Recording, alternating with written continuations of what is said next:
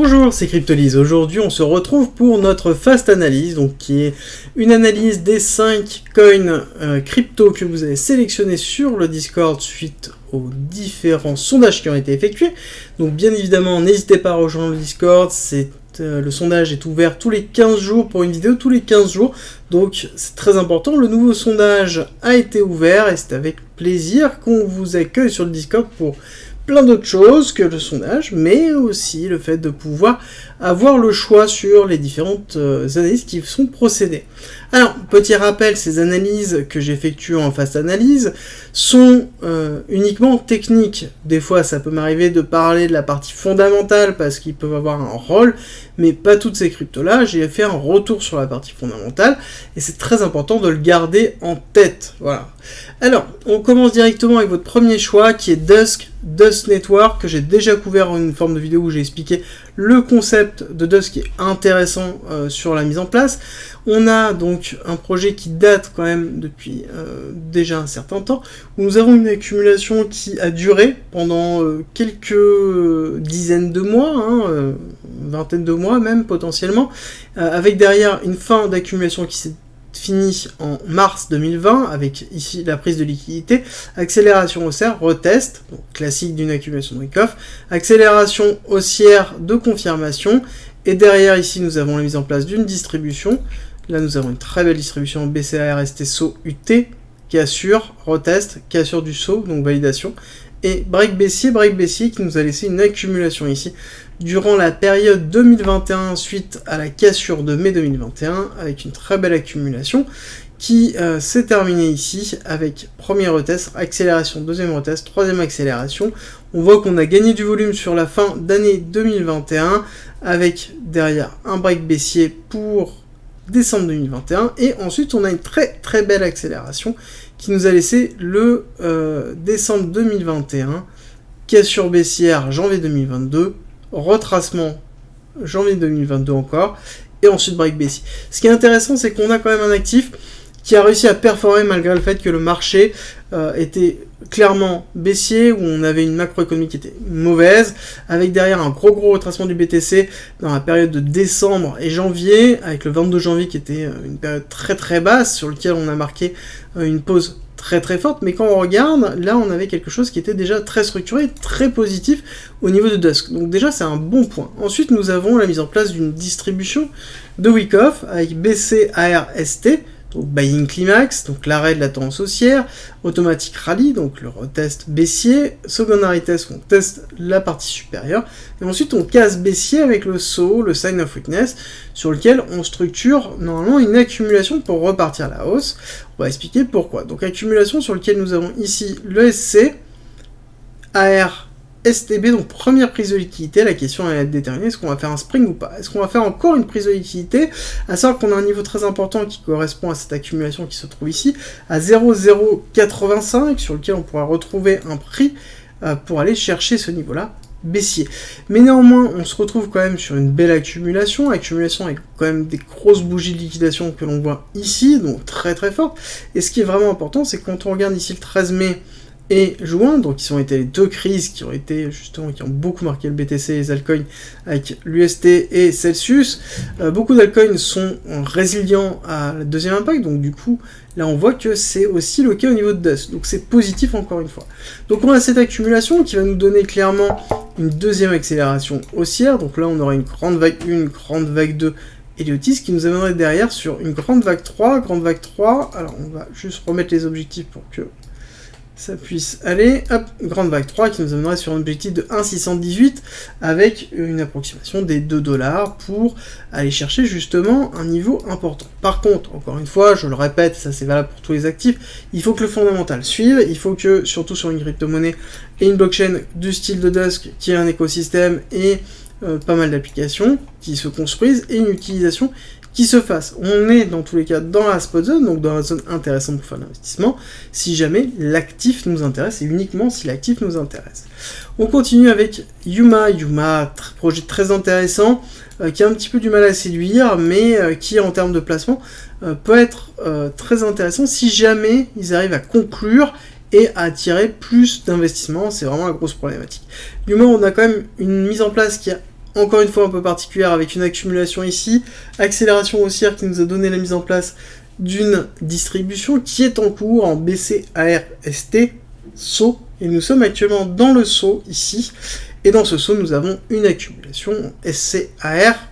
ST, AR, STB, et là nous sommes dans le STB, donc dans la prise de liquidité de ce SC. On est dans un niveau très très bas, et on va zoomer un petit peu après, mais ce qui est important à retenir, c'est que quand on compare à d'autres actifs, on a une accélération qui est quand même assez basse sur Yuma, quand on regarde un petit peu les autres actifs sur lesquels on a quand même un BC qui est très fort, là c'est pas le cas au niveau de Yuma. Alors, ce qui est au niveau de cette accumulation, nous avons ici un gros psy qui s'est mis en place, donc très grosse volatilité, très forte avec une très grosse accélération en mars, février-mars, et ensuite on a une cassure, pareil, mai et juin, qu'on retrouve, les deux, encore une fois, identiques, avec très peu de delta entre les deux lots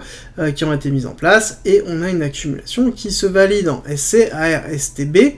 AR, et là nous sommes actuellement dans une phase de retest, donc on va zoomer un petit peu pour bien voir. On a bien le selling climax, l'automatic rally, là on n'a pas de test, mais on a directement un STB, donc une prise de liquidité du SC, et ensuite réaccélération haussière. Ici on a attaque haussière avec prise de liquidité supérieure pour marquer justement la volonté haussière, et donc là on va faire certainement un retest plus bas, sur lequel on va potentiellement retester même les $2, pourquoi pas aller retester la limite du STB. Alors la question c'est, est-ce qu'on va faire un spring ou pas? Là, on a quand même une intention haussière qui est donnée, est-ce qu'on va refaire un spring ou pas? C'est la grande question. En tout cas, au niveau des objectifs, au niveau de Yuma, déjà il faut que, pareil, le fondamental suive, on est sur un projet qui est un petit peu particulier,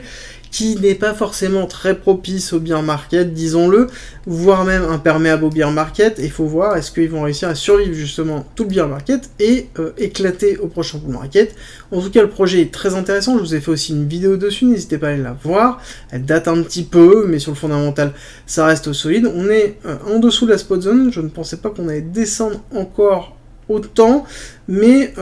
on n'a pas forcément de niveau particulier baissier, donc il est à déterminer par rapport à l'intérêt que vous avez sur ce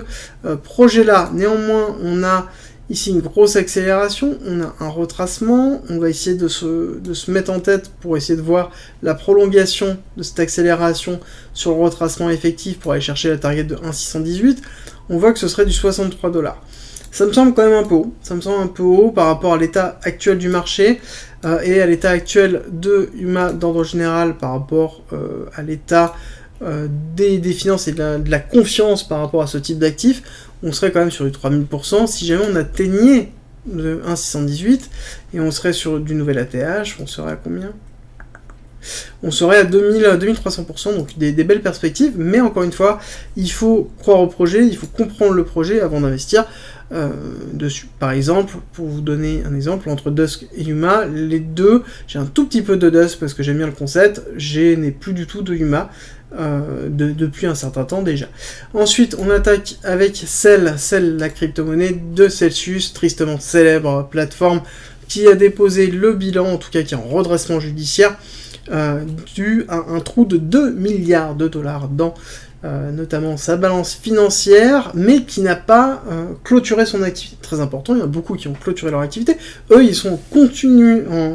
continuité de leur activité, donc ils continuent à exercer, à fonctionner,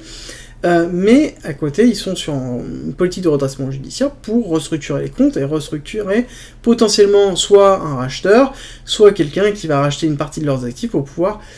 après, derrière,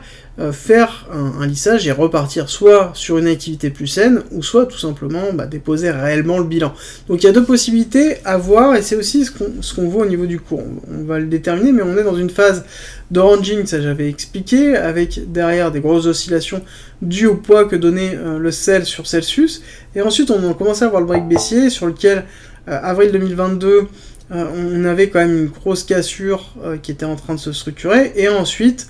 on a la chute, on a la chute de l'UST, on a la chute après derrière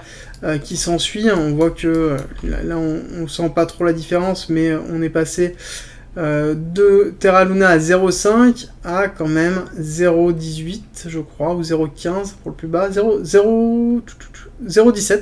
quasiment 0,18, pour le plus bas, donc on a quand même eu une grosse cassure qui s'est effectuée, et surtout après, ce qui est intéressant, c'est qu'on a une réaccélération haussière, notamment à certaines nouvelles qui ont été données,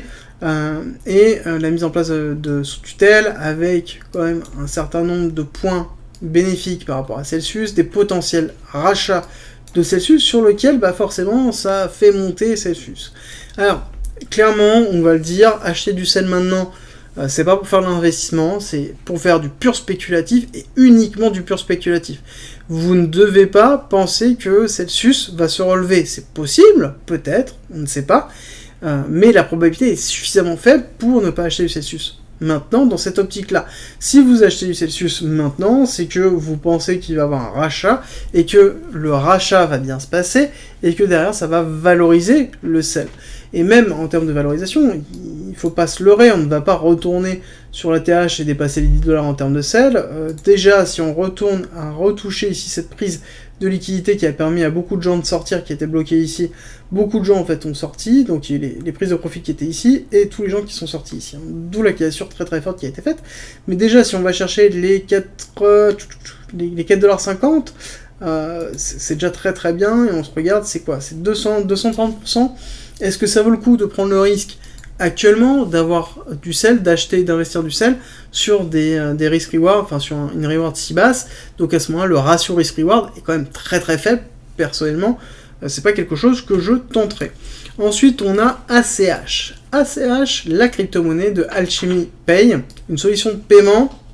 alors qui est un petit peu floue, sur lequel il y a une certaine idéologie de scam, voilà, il y a pas mal de choses un petit peu shady qui tournent, en tout cas de communication autour assez shady qui tournent, donc il faut quand même faire très attention dessus. Personnellement, c'est pas un actif que je suis régulièrement, parce que c'est pas un actif qui m'intéresse. Mais techniquement, on a quelque chose qui est en train de se structurer avec une accumulation. Suite à cette accumulation qu'on a break ici dans cette zone-là, on a une énorme accélération qui a eu lieu en août 2021, très très forte, hein, vraiment très très forte, un énorme pump qui a été ravalé quasiment instantanément, hein. Il y a 50% qui a été ravalé, quasiment 60% qui a été ravalé directement, donc c'est énorme en termes de ravalement, ce qui montre qu'on a eu certainement une forme de FOMO sur lequel il y a eu énormément de prise de profit, parce qu'ici on avait pas mal de volume, donc il y a eu une prise de profit, une cassure, et dans lequel on a laissé un BCA-RST, donc ici distribution, donc on est dans le sign of weakness qui est en train de se structurer ici, et nous sommes dans une forme de spot zone qui se transforme en pseudo-zone de neutralité, hein. C'est à la limite d'une accumulation tellement les volumes sont faibles, d'où le fait qu'il faut vraiment faire très attention là-dessus. On a ici le 13 mai, on a ici juin, donc Terra, Celsius, où derrière on a une spot zone qui est en train d'être mise en place, et on aurait un PSI, un SC, un RST, AR haussier, et là on est sur un retest, mais c'est vraiment très très faible en termes de volume, donc c'est très compliqué de se dire que ça c'est une accumulation. Pour moi c'est plus une zone de neutralité propre qui n'est pas une cause encore, en tout cas, qui n'est pas encore structurée comme une cause, donc pour moi ça va continuer à descendre, et ça devrait continuer à descendre pour aller chercher au moins l'objectif de 2,72 qui se trouve ici à 0,079, ou voire même break baissier avec l'ordre bloc qui nous attend ici. C'est un petit peu l'optique. Sur ce type d'actif, clairement, quand c'est très risqué comme ça, le but c'est d'essayer d'aller chercher au plus bas, mais en vérifiant que le fondamental tienne. Pour l'instant, c'est un petit peu compliqué au niveau du fondamental, mais, enfin en tout cas d'avoir des informations propres au niveau du fondamental, mais à côté, on a quand même un order block qui se trouve ici, on pourra aller chercher, hop, potentiellement, ici 2600%, pareil, hein, c'est des gros ratios ça paraît, mais c'est des choses qu'on retrouve actuellement sur quand même des crypto-monnaies de layer 1, fondamental solide, investissement solide et écosystème solide, donc voilà, c'est pas forcément très très intéressant non plus. Ensuite on a TRX pour Tron, TRX pour justement quand même la blockchain de Sun, donc très important, qui est un acteur, on va dire, qu'on pourrait considérer de second plan malgré lui, parce que c'est quand même un acteur de premier plan en termes de blockchain, mais second plan parce qu'il n'arrive pas à convaincre, non pas sa blockchain, qui convainc très bien, mais lui-même en tant qu'investisseur, parce que clairement, durant ce bear market, le créateur de Tron a essayé de montrer qu'il souhaitait racheter un certain nombre de projets, mais ça marche pas bien. Bon, Par contre, techniquement, on se retrouve avec une accumulation ici, qui s'est terminée en mars 2020, avec ici ce STB, prise de liquidité, accélération haussière retest, classique d'une accumulation de week-off, accumulation qui a duré pendant un certain temps, donc du coup, qu'est-ce que l'on a? On a une réaction forte, réaction très forte, qui nous a laissé ici un BCARST, donc là on a bien là le PSI, donc on est classique, BCARST, donc distribution de week-off, et nous sommes actuellement dans le sign of weakness, avec derrière une mise en place d'une énorme accumulation, avec énormément de volume, avec un PSI SC, donc c'est une climax, automatic rally, secondary test, automatic rally haut, sur lequel on montre en fait une impulsion haussière, et ensuite on va retester les niveaux, mais on n'est toujours pas allé chercher le STB, chose qu'on devrait aller chercher normalement, vu l'inclinaison que l'on a et une perte de volume que l'on a, au niveau du bear market, on devrait aller normalement prendre la liquidité, à savoir qu'on n'y est pas allé,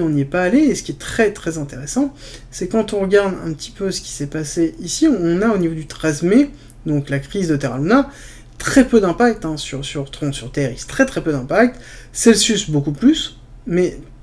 Terra Luna vraiment très peu. Ça montre à quel point aussi Tron est un acteur solide sur lequel on a vraiment quelque chose qui supporte les pressions baissières, comme on a pu avoir, et le bear market. Parce que on regarde ici de janvier à maintenant, on est sur une phase de progression, d'accord? Janvier, pour rappel, le BTC était au-dessus des 20 000 $. Là, actuellement, on est en dessous des 20 000 $. Donc on est quand même dans quelque chose qui est solide, qui montre à quel point, justement, Tron est peut-être sous-estimé, et surtout, derrière, quand on regarde le lancement de leur stablecoin, l'USDD, sur lequel c'est un stablecoin algorithmique qui est over-collateralized, donc ça veut dire qu'il y a beaucoup plus de collatéral que le prix 1 pour 1 de l'USDD, où tout le monde pensait qu'il allait suivre Terra Luna, et donc il y a eu énormément de shorters. Je vous ai fait une vidéo exprès, n'hésitez pas à aller regarder, où je vous ai dit ne shortez pas le TRX, ne shortez pas l'USDD, vous allez vous faire bouffer, parce que clairement ce n'est pas la même schématique, ce n'est pas les mêmes fonds, ils ont énormément de fonds, il est vraiment surcollatérisé, et surtout il n'y a pas beaucoup de volume. Et ce qui fait que on a un actif qui est solide. Dessus pour moi on a eu une seule incursion dans la spot zone. Moi j'attendrais vraiment que le TRX passe dans cette spot zone ici, aille chercher à minima ici cette zone là, donc le 786, pour potentiellement aller chercher le STB et pouvoir m'exposer au TRX, et c'est un petit peu l'optique que j'ai si jamais je rentre dessus. TRX pour moi ce serait un nouvel ATH avec une cassure du BC, ce qui nous donnerait quand même des belles perspectives, mais pas tant que ça, parce que l'actif en lui-même n'est pas trop descendu. Voilà, on est sur du 200% maximum sur un nouvel ATH, donc c'est pas énorme quand on compare en fait tout ce que l'on a sur les autres crypto-monnaies, mais c'est un actif qui est très intéressant et une blockchain qui fonctionne et qui a énormément de transactions, qui est énormément utilisée, et donc très intéressant. Pour terminer cette vidéo, petit rappel, à la fin de cette vidéo, petite présentation du Discord, n'hésitez pas à aller la voir. Je vous mets en description et en commentaire le lien pour nous rejoindre. Il y a notamment les crypto-olympiades qui vous attendent, donc concours, j'ai fait des annonces Twitter, n'hésitez pas à repasser sur le Discord parce qu'il y a tout, et en même temps, il y a des guides, il y a des discussions, il y a plein de choses, c'est avec plaisir qu'on vous accueille. Je vous dis à très vite.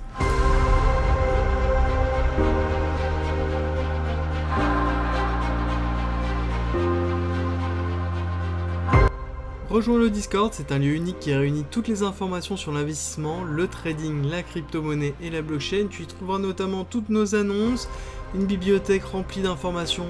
mises à disposition gratuitement pour tout comprendre, des salons de discussion pour pouvoir progresser ensemble sur la crypto-monnaie, la blockchain, le minage, la fiscalité, la DeFi bien évidemment, et ensuite l'analyse technique avec la partie débutant, expert, sur les indices, sur même le trading en général. Ensuite, tu as la partie communautaire avec nos signaux, bien évidemment. Et ensuite, les services communautaires, donc de la communauté à la communauté, ainsi que les annonces de recrutement et des salons de discussion pour discuter de chacun des coins, de tes coins préférés. Ensuite, en étant membre du Discord, tu as accès à cryptolist.fr avec plein de guides écrits mis à disposition gratuitement, ainsi qu'un ensemble de vidéos mises à disposition gratuitement, sur lesquelles tu vas y retrouver plein d'informations pour pouvoir te former notamment sur la psychologie, la DeFi, l'investissement, le trading, l'analyse technique bien évidemment, ainsi que les futurs, la gestion des futurs, construire sa propre stratégie, comprendre la technologie de la blockchain et encore avoir accès aux lives, tout simplement rediffusés, qui sont sur le Discord où on traite justement de sujets d'actualité et on discute ensemble et on va plus loin. D'ailleurs, si tu veux aller plus loin, le premium est à disposition et n'hésite pas à nous rejoindre sur le Discord et à poser des questions dessus, tu auras toutes les informations. Si tu aimes mon contenu, like, partage et abonne-toi, ça m'aide énormément.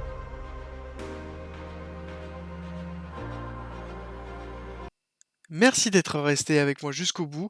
Abonne-toi, partage si t'as aimé et rejoins-nous sur Discord. C'est avec plaisir qu'on t'accueillera. Et à très vite.